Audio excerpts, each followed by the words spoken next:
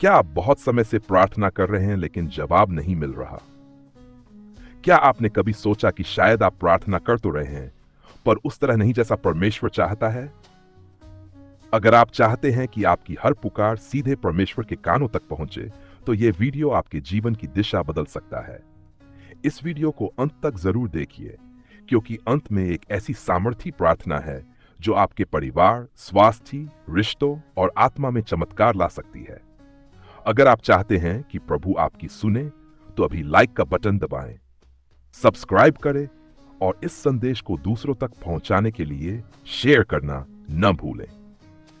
अब शुरू करते हैं सच्ची प्रार्थना का वह रहस्य जो बाइबल में छिपा है।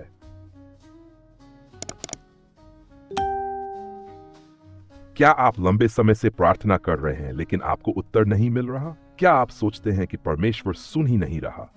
तो आज का वचन आपके लिए है। बाइबल कहती है कि प्रार्थना केवल शब्दों से नहीं, आत्मा और सच्चाई से होनी चाहिए। पहला, विश्वास के साथ प्रार्थना करें। बाइबल के याकूब की पुस्तक कहती है, जो मांगता है वह विश्वास के साथ मांगे और कुछ भी संदेह न करे। अगर हमारे मन में शक है कि परमेश्वर सुनेगा या नहीं, तो वो प्रार्थना निष्फल हो सकती है। परमेश्वर उन लोगों की सुनता है जो उसके ऊपर पूरी तरह भरोसा करते हैं। दूसरा, नम्रता के साथ परमेश्वर के सामने झुकें। प्रभु यीशु ने कहा, धन्य है वे जो दीन है आत्मा में, क्योंकि स्वर्ग का राज्य उनका है।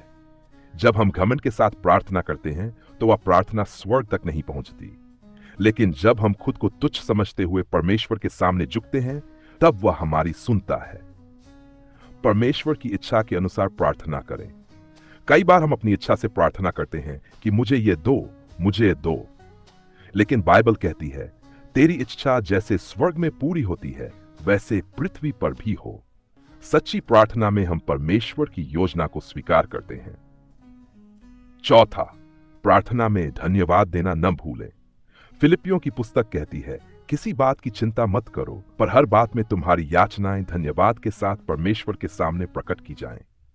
ध्यान दें, केवल मांगना नहीं, धन्यवाद देना भी जरूरी है। जब आप उस हर छोटे आशीर्वाद के लिए धन्यवाद देते हैं जो आपको मिला है, तब परमेश्वर और अधिक देता है। पाप स्वीकार करके प्रार्थना करें। भजन संहिता में लिखा है, यदि मैं अपने मन में अनर्थ को देखता तो प्रभु मेरी न सुनता। पाप हमारे और परमेश्वर के बीच की दीवार बन जाता है। जब हम अपने पापों को स्वीकार कर रोते हुए परमेश्वर से क्षमा मांगते हैं, तब वह सुनता है। दूसरों के लिए भी प्रार्थना करें। सच्ची प्रार्थना केवल अपने लिए नहीं होती। बाइबल कहती है, एक दूसरे के लिए प्रार्थना करो जिससे तुम चंगे हो सको। जब आप किसी बीमार, दुखी या परेशान व्यक्ति के लिए प्रार्थना करते हैं, तब आप परमेश्वर के प्रेम को बांटते हैं। सातवां, लगातार प्रार्थना करें।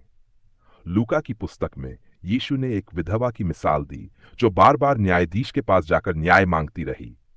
उसकी लगातार याचना ने न्यायाधीश का मन बदल दिया। उसी प्रकार हमें भी हार नहीं माननी चाहिए। प्रभु चाहते हैं कि हम लगातार उनके पास जाएं। एकांत में प्रार्थना करें। यीशु ने कहा, जब तू प्रार्थना करे तो अपनी कोठरी में जा और द्वार बंद करके अपने पिता से जो गुप्त में है प्रार्थना कर। जब हम अकेले में दिल खोलकर प्रार्थना करते हैं तो वह गहरी होती है और परमेश्वर की उपस्थिति को महसूस किया जा सकता है। आत्मा में प्रार्थना करें। रोमियो की पुस्तक कहती है, हम नहीं जानते कि कैसे प्रार्थना करें, पर आत्मा आप ही हमारी सहायता करता है। जब हम शब्दों से आगे जाकर आत्मा में प्रार्थना करते हैं तो वह स्वर्ग तक जाती है। भले ही हमारी भाषा रुक जाए, पर आत्मा की आहें परमेश्वर तक पहुंचती हैं। 10वां, यीशु के नाम से प्रार्थना करें। यीशु ने कहा, जो कुछ तुम मेरे नाम से मांगोगे मैं उसे करूंगा, क्योंकि यीशु ही वह मार्ग है जिससे हम पिता के पास पहुंच सकते हैं। अब सोचिए, क्या आप अब तक इस प्रकार प्रार्थना कर रहे थे? क्या आपकी प्रार्थना में ये सब बातें थीं? अगर नहीं, तो आज से बदलाव लाइए।